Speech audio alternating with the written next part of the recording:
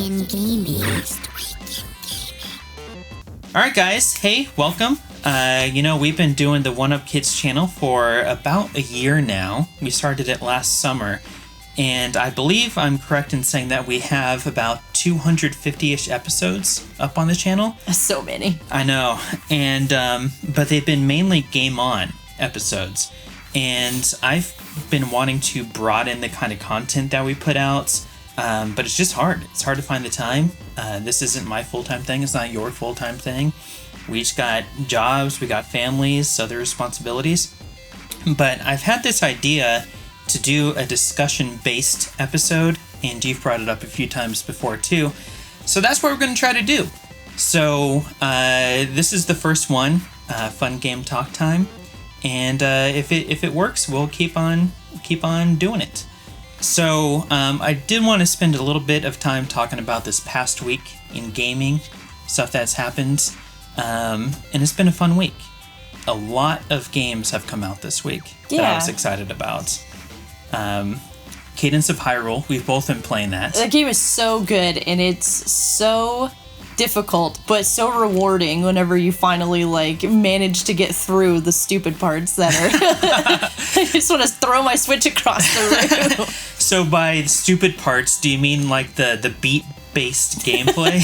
Which is the whole game. Yeah. So if you haven't played it, it's a Zelda dungeon-style crawler. Set in an 8-bit thing, but the challenge of it all is that you move to the beat of the music.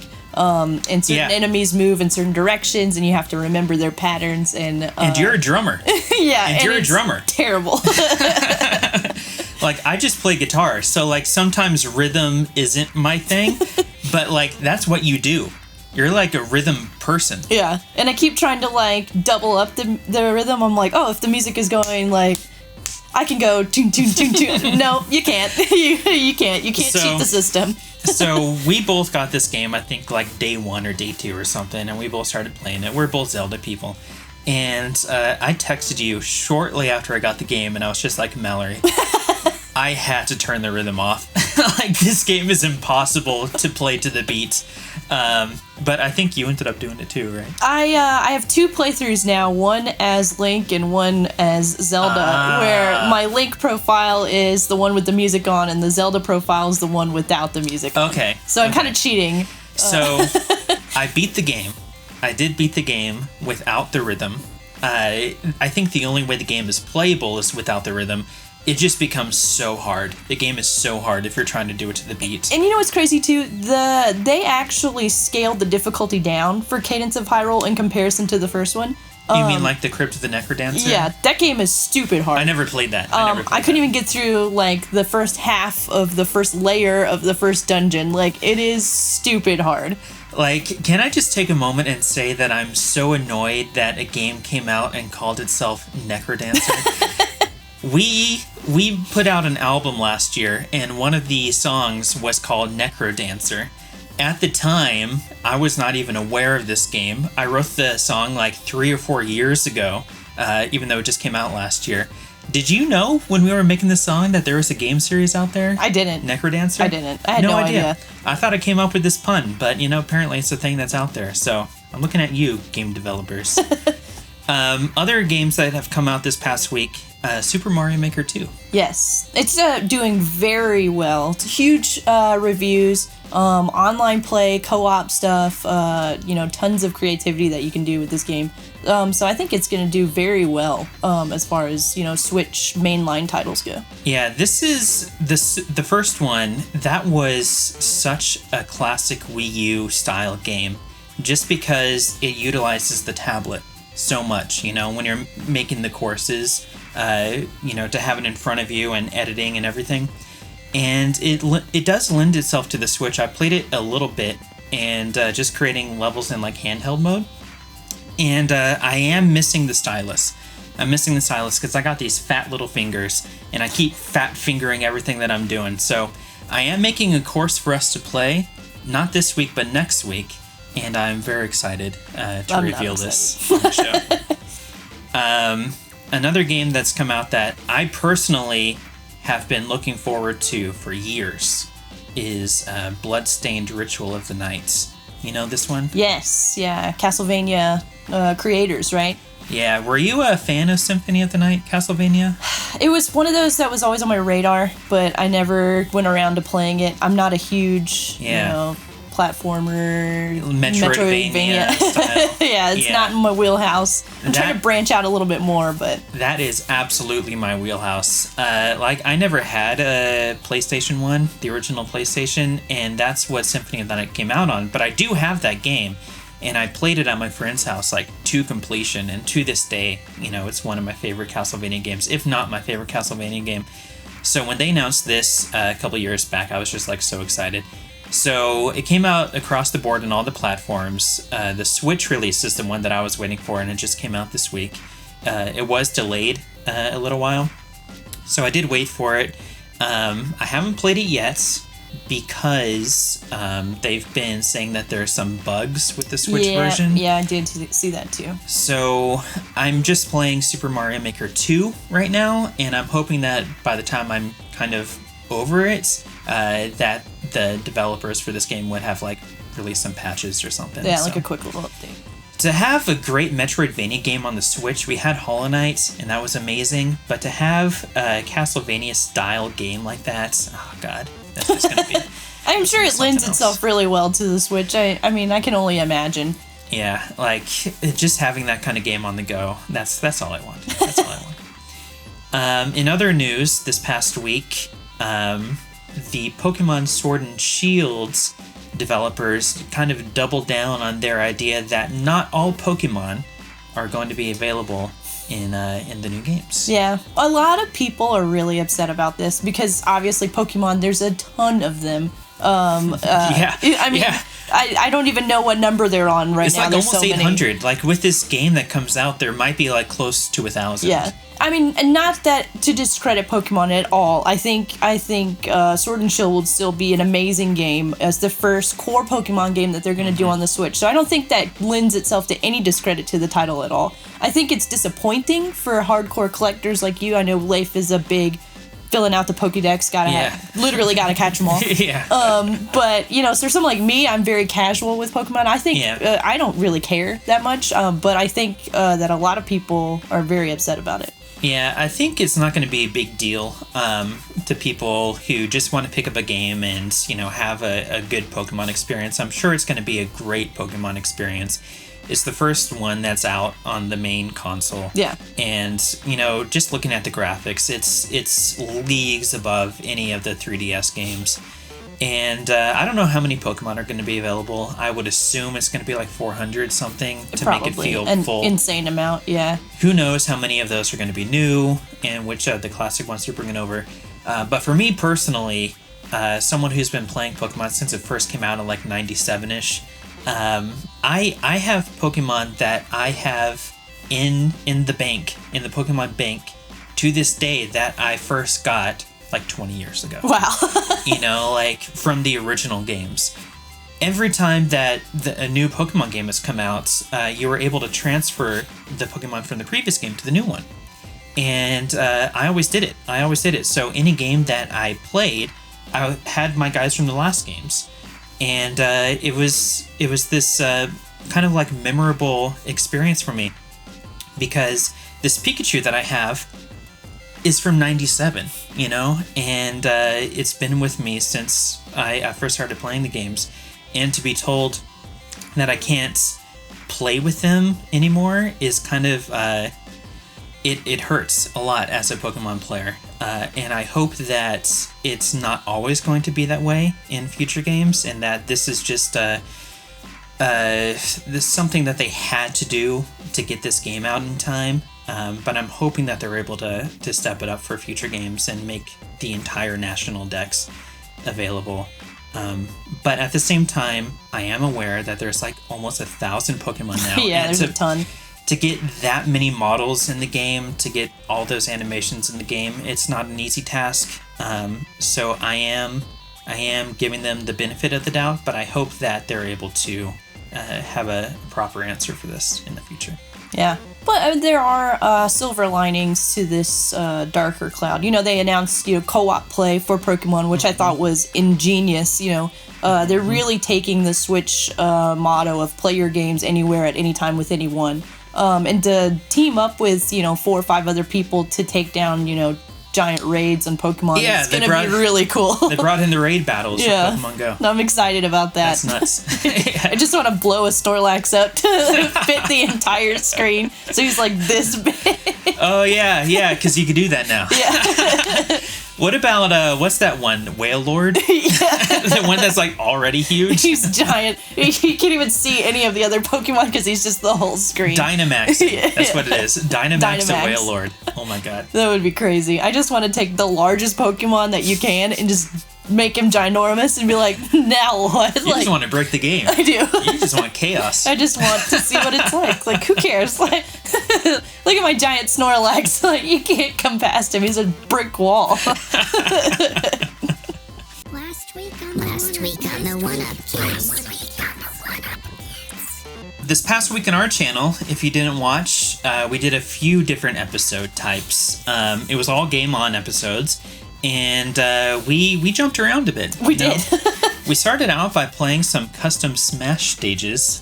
I made them, and you jumped in to play them for the first time. Voluntold to get to come and play these. So what did you think about those? I thought they were fun. Yeah. It was just really silly.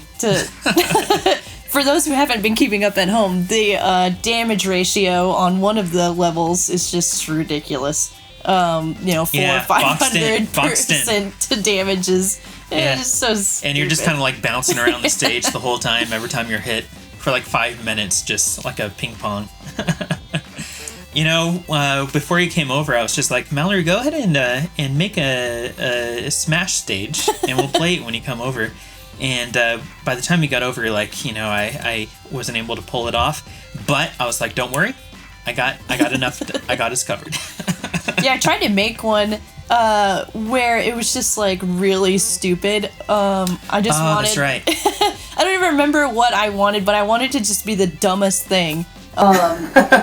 So you started to make one. Yeah, I did, and I really wanted it to say like "you suck," and all of the letters were like rubberized, and so like you couldn't stand on anything. Like it was. Oh my god! It would have been the worst, and it ended up being the worst because I was like, no, this is not even like close to playable at all. So you made it, and you started testing it out, and you're just like, no, this. Yeah, like as soon as like the players like spawned in. Right off the bat, like all the things were just like, Rrr.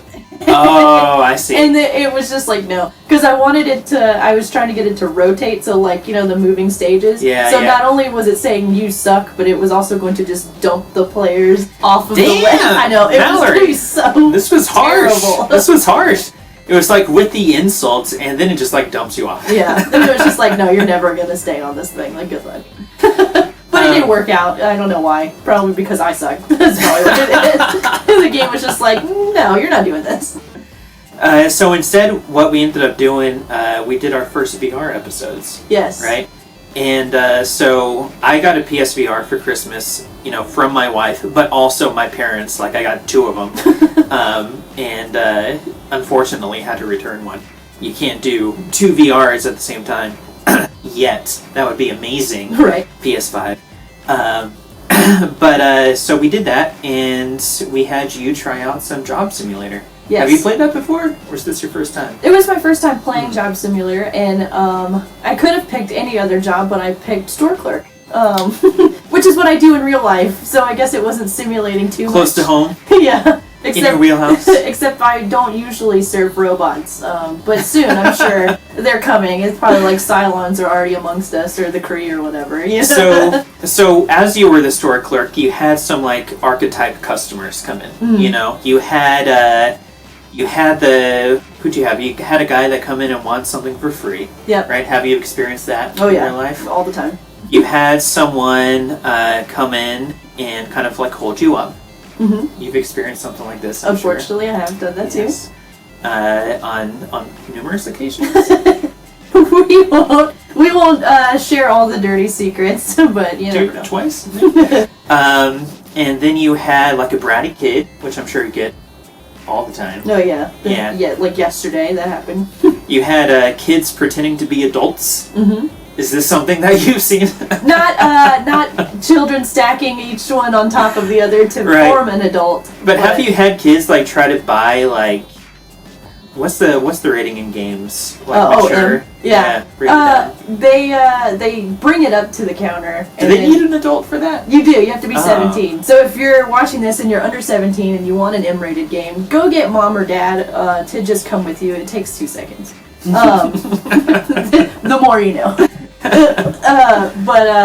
So I've had kids, they'll bring up, like a Call of Duty or whatever, and clearly you're 10 or 12, and I'm just like, hey, let me see your ID.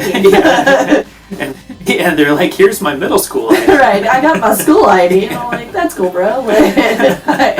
Where's your actual, mom or dad? That's hilarious. And then we have to have the fun conversation with the parents, like, hey, are you cool with this game? Because it has all of this fun stuff in it, like blood and violence. And then the parents are like, Timmy, you didn't tell me that. Yeah. I did have, this is a fun offset story. I did have a mom call the store and ask, hey, my son said that Grand Theft Auto has a setting where you can put it in parental mode, where all of the blood and the violence and the nudity are cut out. Is this true? And I was like, no. And then I was like, not at all. And then you just hear her in the background going, oh, I'm gonna get you! Like, she was just started yelling before she hung the phone up. And I was like, well, that kid's not coming in here. That's amazing. Respect to that kid. Yeah. I would have tried to do something similar, I'm sure. I saw it online. It's totally fine. Wow, that kid. In today's internet age, trying to pull something off on mom. Another customer that you got in that game was someone who went to the bathroom but didn't have any toilet paper. Yes. Have you had bathroom issues? Well, we don't have a public bathroom, so don't ask. We Even don't have for like one. Emergencies? No, you gotta leave, get out. That is harsh. It is. That is harsh. I have worked in a store that had a bathroom, and I hated it. And so I quickly left that job because I did not like cleaning the bathroom after other people. It was gross. It's the worst. What else did we play this week? We busted out an old school game. An old school. I'm trying not to say retro. I'm trying to say old school. Because retro, I feel, is like new stuff that's made to look old. No, yeah. But this is old, right? Marble Madness for the Nintendo Entertainment System. This is a game, I believe, I'm correct in saying it came out in 1985. It was one of the games that I had growing up on the NES. You're more like a Super Nintendo kid, so you didn't have too many NES experiences outside of like Mario, this kind of stuff.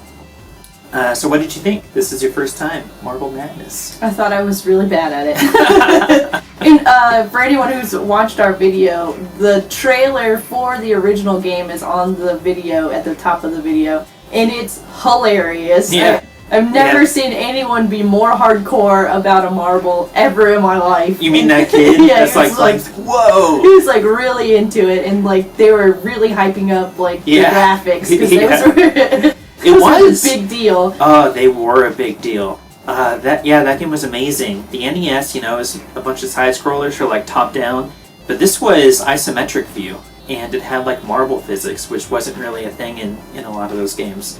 The game's, it's a pretty short game, like I think we beat it in like 10-15 minutes or so. But it was really challenging. I think the only reason that we were able to beat it that fast is because I played it so many times in my life, So we didn't have to like figure out the courses or anything like that. I do recommend the game. I think it's a ton of fun, especially if you haven't played it before and are looking for a different kind of NES experience.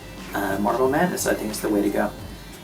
And then finally we ended the week on playing a game that you have long been asking me to play. Leif, I've never played this game. Every week you come over and we're like, what game should we play? It's always on the list.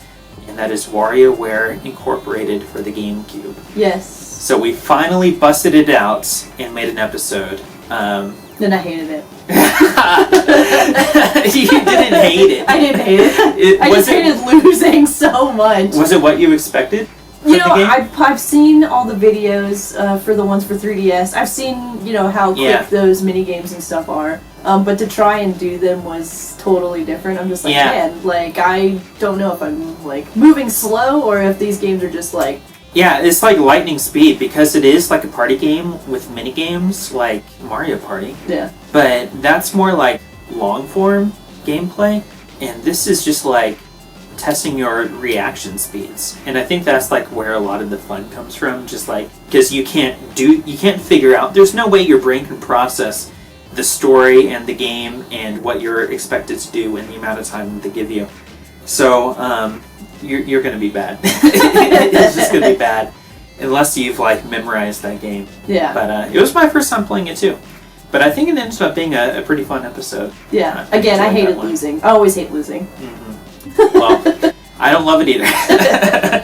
Now it's time for the main topic. Finally, we're doing it. We're talking about E3. This is something that you've said that you wanted to do months before E3 even happened. I love talking about stuff that happens at E3. Just everything that comes out of it. Who won, who didn't win, you know, lows, highs, lows, like whatever. Like, I love talking about E3. Unfortunately, we didn't have a venue or an opportunity to talk about it on this channel. So this is the first time that, it's our first discussion-based episode, and figured this is a good topic to kick things off with. Yeah. So, as you said, we are a little bit late. It was a few weeks ago, but it's still timely. I'm trying to be more timely with this channel, quicker turnaround times. So, future topics will be more things that happened directly in the past week. But a lot of great stuff, I think, happened. Oh yeah. This last E3. Any highlights for you? There were a ton. Right now we're kind of at the end of a console life cycle with the PS4 coming to an end, the Xbox One's coming to an end. So they didn't really talk a lot about hardware, which I thought was smart. Each console will last, anywhere between 7 to 10 years roughly, and we're about year 6.5. So it's a good time to kind of move on. The technology is growing, the games are growing, like, it's a great time. So for all of the publishers to talk about games specific was fantastic. Were they good games? It's subjective. But to end the console on such a high was a smart move, is what I thought. For Microsoft? From everyone. Even franchises, Ubisoft was talking more about Watch Dogs Legion. Nintendo Switch is bringing in all these third-party games. Oh yeah. And Microsoft did a great job. They announced a ton of new Microsoft Studio exclusives, and then all of these partnerships that they're doing. So, everyone was really just talking about games, which is what it should be. E3 is about the games, and you can't play a console without good games. Mm-hmm. So I thought it was just a smart move to kind of keep it more focused on what we're looking for. So I only watched Nintendo and Microsoft. I didn't watch like Ubisoft or any of these other things. Sony wasn't there, right? No, they were not. This was one of the first times in a while that Sony didn't make an appearance. Mm-hmm. Rumor is that they're going to start doing more things like how Nintendo does their directs. Where they'll just drop a whole bunch of stuff online, kind of, in a way that they want, so they can kind of control their media outlet. On their own terms. Yeah. So out of all these different companies that were making announcements, did you have a favorite? This is always a hot topic. Who won E3? Right. There's always people who are going to disagree, and I'm just going to throw this out there. You guys will disagree with me probably. I'm a Microsoft person, and I've been a Microsoft person for a very long time. I thought Microsoft did fantastic. Shout out Phil Spencer, what up? But, to say who won, I think, honestly, Nintendo won this year. Nintendo really showed off their partnerships with other publishers. They are really putting a lot of content on the Switch, and I think it's awesome. Have I played The Witcher 3? Yes, actually, on a couple of different platforms. Am I going Right. to buy it again for the Switch? You're damn right I am. Because that game is amazing, and if I can play it while laying down and being a bum, then I'm definitely going to do that. Right. 2 a.m. in bed. Right. You know, just like... I can't stop playing Resident Evil again. It's just so dumb, but I think Nintendo really... Yeah. They were just like, hey, guess what? All of these games that you love, you can play anytime, anywhere, and I thought that was awesome. Yeah, you know, I think I have to agree too. But like I said, I'm mainly a Nintendo guy anyway. And so I watched Microsoft's announcement only because you told me that it was on. So I just tuned in. So I did see all that. But I made sure I never missed the Nintendo stuff. And my major highlights came from Nintendo's presentation. The first one being the Banjo-Kazooie reveal in Super Smash Bros. Yeah. Oh my god, guys, that's like incredible. Like, I can't even tell you how excited I was to see that. Growing up, I loved Banjo-Kazooie on the Nintendo 64. I thought that it took everything that Mario 64 did right and then just like add so much more to it. It was such an amazing game. For the time, you know, going back and playing it now, I'm sure it's going to feel like a relic of the 90s with like the collectathon style gameplay. But at the time, guys, there was nothing. It was just like the cream of the crop, that game. Yeah, the game was awesome. And what's great about Banjo being in Smash, I don't know if a lot of people realize this, but Microsoft owns Rare. That is a Microsoft exclusive proprietary thing. Yep. So for them to be like, yeah, go for it, use this in your game, really is going to bridge the gap between Microsoft and Nintendo. God, I hope so. Showing more partnerships between the two, more cross-compatibility, and maybe more characters, who knows, but... You know, there is a rumor in the pipeline that they might remaster Banjo for the Switch. So my life. Who knows? Like, that would be amazing. That would make my life, honestly. Like, it's one of the biggest video game crimes that Microsoft hasn't done anything with Banjo-Kazooie. Outside, like, that one game that they did that was like, I forget what it's called, Nuts and Bolts or something. Oh, yeah. But outside of that, they've let that franchise just sit dormant, and it's terrible. It's terrible. So I'm so happy. It warms my heart that the community is excited for that reveal as much as I am, because I am hopeful that just means more things for that franchise in the future. For sure. The other highlight for me, of course, is the Breath of the Wild 2 reveal. Yes. Like, this is something that's like a no-brainer to me, you know, and I'm not surprised to hear that Nintendo's been working on this behind the scenes. I am surprised to see how far along in development they are. Yeah. You know, because when they announced it's in development, they've done this before with things like Metroid Prime 4, and all they showed was a logo. And because they didn't have any gameplay, they didn't reveal the story, but it wasn't like that with this. Not only did they have footage, it was like in-game cutscenes, which means they have a story. And my understanding of game development is that the cutscenes come later on in the process of developing the game. And so it's not like they're announcing that they're just starting work on it. No, they've been working on this.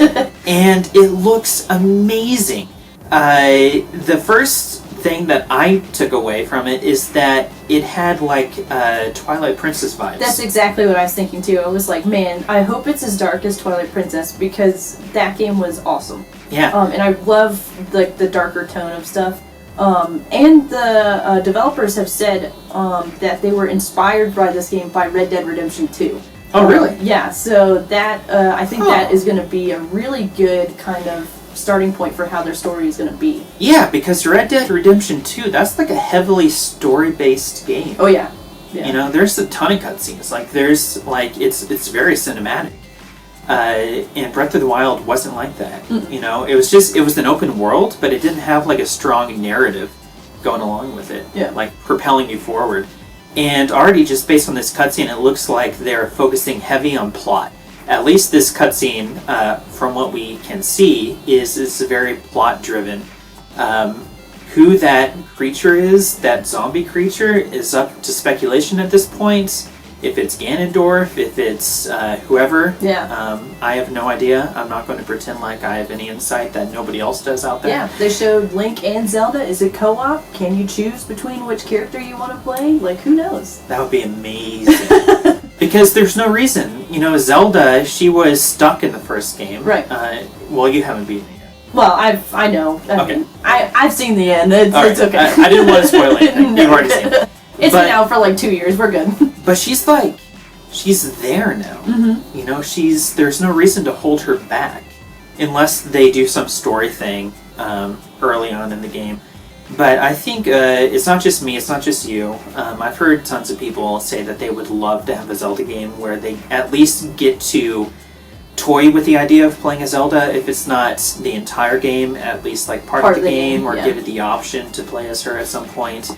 I think it was great that Cadence of Hyrule gave you that ability, and that was a ton of fun. So yeah, I'm so much looking forward to this game. Anything else you want to say about that? About Breath of the Wild? Yeah. Take your time. Don't rush Breath of the Wild 2. Please, make it as good as you want. Like, yes, please. Like, don't I'll take wait. forever. I'll wait. But, don't rush this game, because I think that because of the depth of the first Breath of the Wild, this one could, it doesn't have to be bigger, it doesn't have to be better, it just has to be stuff with more, like, some substance. Like, give me, like, a really nice, dark story, add a few little tweaks, bigger inventory, but, I think just take your time, and I think that one's going to be really good. Do it right. Yeah, we're going to love it. Some of the other highlights, or just like news coming out of E3, I know you're really excited about a lot of these. Yeah. Luigi's Mansion 3. Yes, I'm so pumped about Luigi's Mansion. I love Luigi's Mansion. Like, I never played it. Really? I never played it. He's missing out. Yeah. It's really good. And then this one they announced too. This is like kind of a theme that I've been talking about.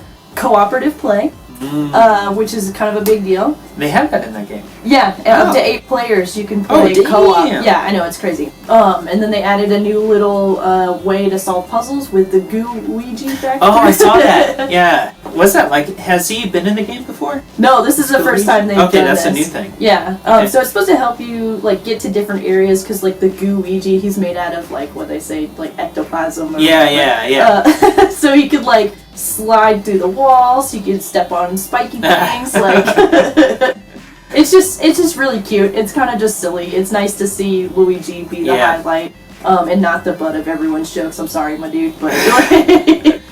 This is going to be my first Luigi's Mansion experience. I'm so excited. We're going to play it together. So come. Yeah. They said 2019, so I'm going to assume this is speculation. Speculation. But if Link's Awakening and comes out in September and Pokemon comes out in November, what's going to come out in October? October, anybody? Luigi's Mansion, probably. Yeah, it has to be. Yeah. Right? It has to be.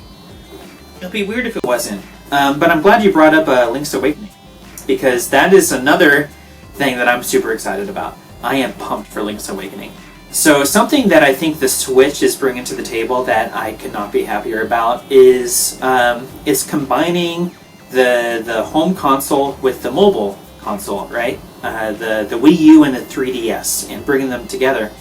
And historically for Zelda, you've had the home console games, like fully rendered 3D games, and then you've had the mobile games, which are more like top-down style Link to the Past. And now that they're both on the Switch, what I'm hoping to see is an alternating cycle of 3D games and top-down games. And that's what we're seeing with this. This is a new Zelda game. It's a remake, but it's on the Switch.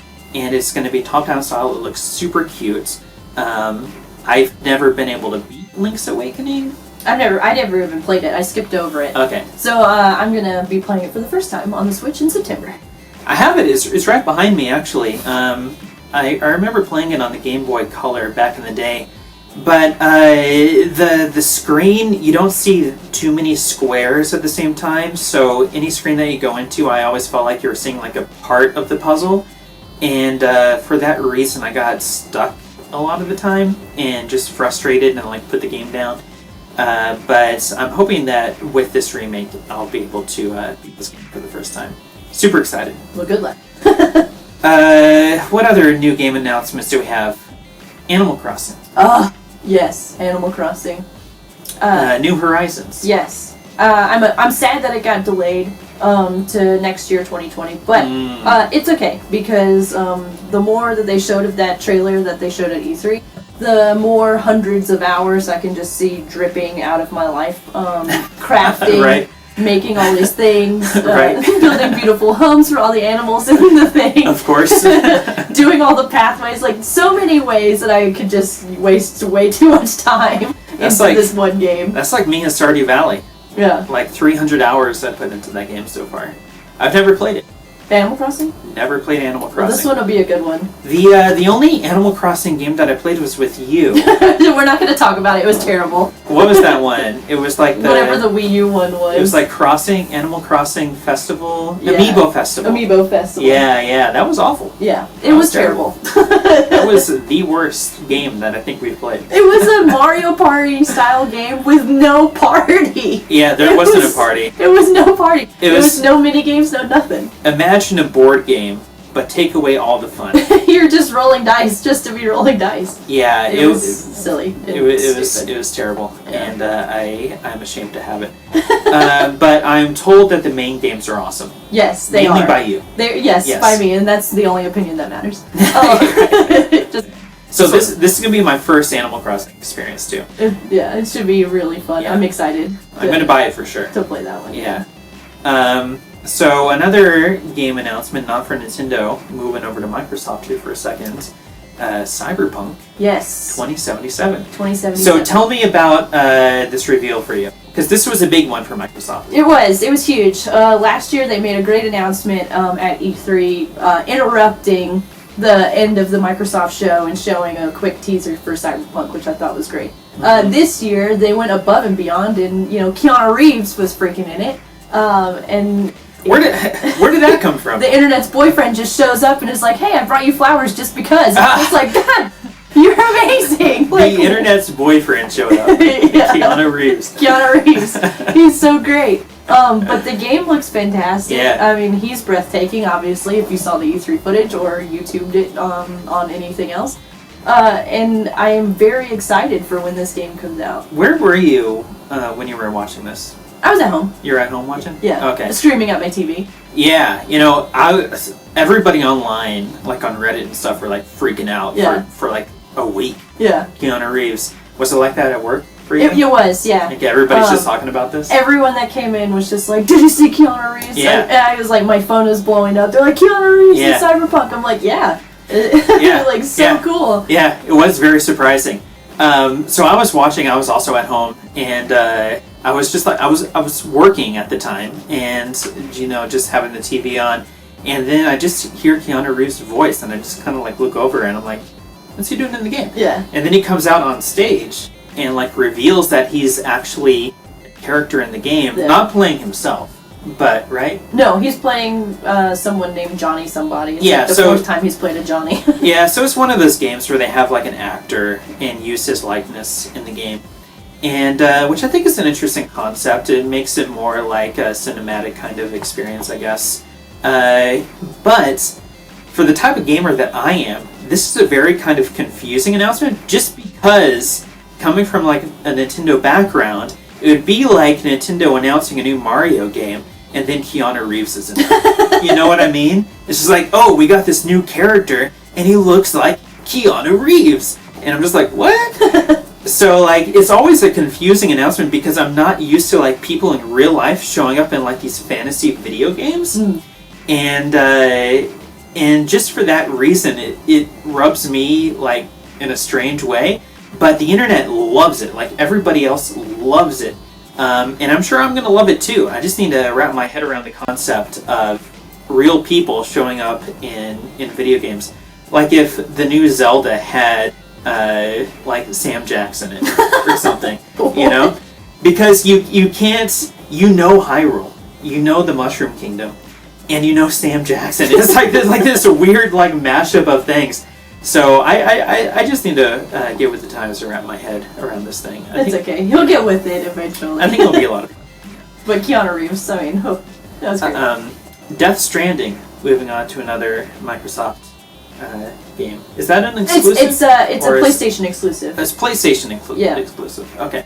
Death Stranding, that's something that we've been hearing a lot about, like, for years. Yeah, please don't ask me what that game is about, because I have no idea. Nobody who knows. But am I going to play it? Probably. Yeah, I'm going to play it too. I just want to know what's going on, because I don't right now. Yeah, like, it has an air about it that makes you think this is going to be a masterpiece. Yeah. Like, this is going to be an amazing game. But I have no idea what it is. Yeah, and I feel like it could be a really polarizing game. People are either going to really love it or they're going to really hate it. There's not going to be anyone in the middle who's like, yeah, it was fine. I think it's going to be one of those, you're really 1,000% on board or you're negative 1,000% on board. Yeah, it seems like it's really artistic. Yeah. You know, just because there's a lot of weird ideas going on in it. And I don't know how they coalesce to form, like, a plot or a story or what the gameplay is, even. But I like anything that moves forward with weird stuff. Yeah, and the creator of the game, Kojima, he's very well known for Metal Gear Solid. Metal Gear. And if you've ever played any of those, you'll know that those stories are very kind of like abstract, and you have to, you know, kind of use your own, you know, way to figure out how the story's pieced together. Yeah. So I'm very interested to see how the story plays out. There's a lot of different things out there about, you know, everyone is connected, you do like this, so it's just like there's a lot of things happening with this game, but it's gonna be different. In the footage that they showed, they had like babies instead of like backpacks that seemed to be acting like batteries or something, like Matrix style. But then they also had like these dark swamps with like the dead rising out of them, maybe. Yeah, it's supposed to be like, from what I've understood so far, I think, I don't know, but like the character that you play as, like the babies, like let you look at the world as it's supposed to be, but if you are disconnected from them, then you see all the darkness. Oh, weird. Okay. Yeah, it's supposed to be something kind of weird like that, where that's why the dichotomy of the two versions of the worlds that you see are so dramatic. It's supposed to be like kind of like a light and dark kind of situation. But then they also described the game as like a trek across the country. Yeah. Like you're trying to get from like one coast to the other coast or something like that. And in the gameplay that they showed, you know, you can see some of that traversal where you have like these ladders that you use to like cross giant chasms and big old fields that you're trying to like sneak around in. It looks super interesting. I just have no idea what it's about. I don't either, but I'm gonna play it. Yeah, oh, I'm gonna jump in head first and be like, well, here's hoping. The other game that I was excited to see some footage finally is the new Battletoads game. You know, they showed us a logo a couple years back, and that's pretty much it. I think they even had like the beat for the pause screen in the original game, which I loved. The gameplay kind of the artistic style looked like Castle Crashers. I think that's the right game. Whereas it was like flat. It was like flat animation, kind of like goofy, over stylized, cartoony, which I think could work for Battletoads. I'm a huge Battletoads guy, especially coming from the NES, and that's another franchise, another property that has just been lying dormant for decades, and just to see them get some love, I'm pretty excited about. Something that I think you would be better at talking about than me is the new Project Scarlet. Oh yes, yeah. Which is the new Xbox console system. Yeah. What is it? We don't know. We don't know. They brought it up at the very end of the show. Again, they mainly focused on games, which I thought was really a smart deal. But they did say that holiday 2020, Xbox Project Scarlet is going to come out. Is it going to be more powerful? Definitely. It'll have 8K. It'll do this. It'll do that. Whatever. But that's all we know so far, and that's good for me for now, because I want to finish out, you know, this Xbox life cycle with some strong games, and then talk to me again this time next year about what the Scarlet can do. Yeah, because they did throw out a lot of stuff. They said that 8K. Yeah. Like you mentioned, they mentioned 120 frames per second, which is more than like you need. That's more than like TVs can like render. To put it in perspective, Endgame and Avengers Infinity War were shot in 8K. Do we have that capability in our homes right now? No. So I just got a 4K TV this year. Yeah, so you know? it's just like, okay, like that's awesome that I can do that. You know, what games am I going to be playing on it? Right now, they've announced that Halo Infinite is going to be a launch title, which is great because for those who follow Microsoft, there's not a lot of strong standing first-party IPs that keep that system, you know, relevant. And they don't really have their own little mascot. You know, they really need someone who can, like, you can brand that Microsoft, like, oh, Halo Master Chief, like, you automatically know. Banjo-Kazooie. Yeah. You automatically know. Yeah, you're right. Halo is that property for Microsoft. Something else that they threw out was that it's going to have 4 times the power of the Xbox One. What that means in terms of what kind of games you can make, I have no idea. But it does sound like it's going to be like ultra powerful. I don't know if it's going to be like a streaming service, if it's going to have like CD support still, No, if it's going to be backwards compatible. Yeah, who knows? They'll start leaking out a few things here and there once it gets a little bit closer. And since Sony hasn't said anything about the PlayStation 5, I do kind of feel like it's these two companies that are not wanting to reveal their hand too soon for fear that the other one is going to then outdo them with their announcements. So, like you said, I think by this time next year we'll have a much better understanding of what's idea happening. of this. This week on the One Up Kids.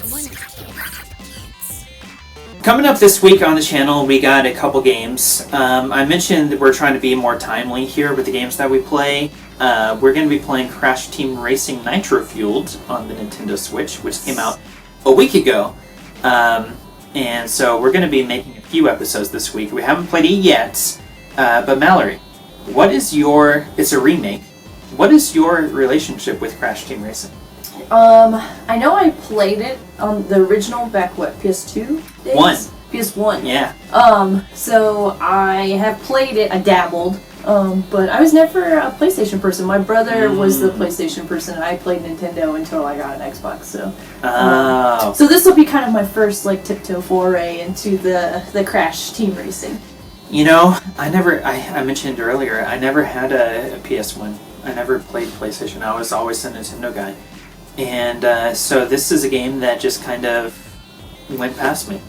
And but my wife loves that game. She had a PlayStation, and it's like her and her sisters, this is the game that they played. You know, it was one of those games they could do four away, and she has 3 sisters, and so those 4 girls, they would just play this game all the time. Well, that's awesome. And she still has it, you know, and we've busted it out here a couple times and just played it. But you know, 10 minutes here and there, so I don't really know too much about it either. And I picked it up. I haven't played it yet, so it's going to be my first time playing when we do this too. Awesome. So we'll see how that goes. The other game that we're going to play this week is in celebration of Spider-Man Homecoming. That's what it's called, right? Far From Home. Far From Home. Homecoming was the first one. Spider-Man Far From Home is that homeward. Yeah. It's like, I know it's home with something. It's coming out this week. And so we're looking through our collection of old games, and this is one that I picked up just a couple days ago, actually. I don't know if you can see it. It's Spider-Man Return of the Sinister Six on the NES. I was excited to find this one. I found it at a local shop, but it came with the instruction manual. It is an LJN game. You can see the famous rainbow logo down there. And I'm always excited to find an old game that still has the instruction manual with it. It didn't have the box, but sometimes the instructions are harder to find than the box sometimes. So I've never played this game. You've never played this game. I've actually never played a Spider-Man for the NES. I don't know if there's another one or if this is the only one. But I loved Maximum Carnage on the Super Nintendo and the Sega Genesis. I'm hoping it plays similar to the Turtles arcade game, where it's kind of that like a beat 'em up, Mm-hmm. like arcade style. Yeah, We'll see. We'll see. I have no idea what to expect. should be fun. Yeah, so we're going to be playing that later this week. Question of the week. Question of the week. All right, so Mallory, you are plugged into the world of gaming on a day-to-day basis, right? So people come to you to ask questions, and you are the person with all the answers. Sure. You have all the answers. I have all the answers. I only have some of the answers. You have all the answers. I have them all. So, a question has come up this week, and I want to pose it to you. Is Grand Theft Auto 6 out yet? No. Okay. See you guys next time.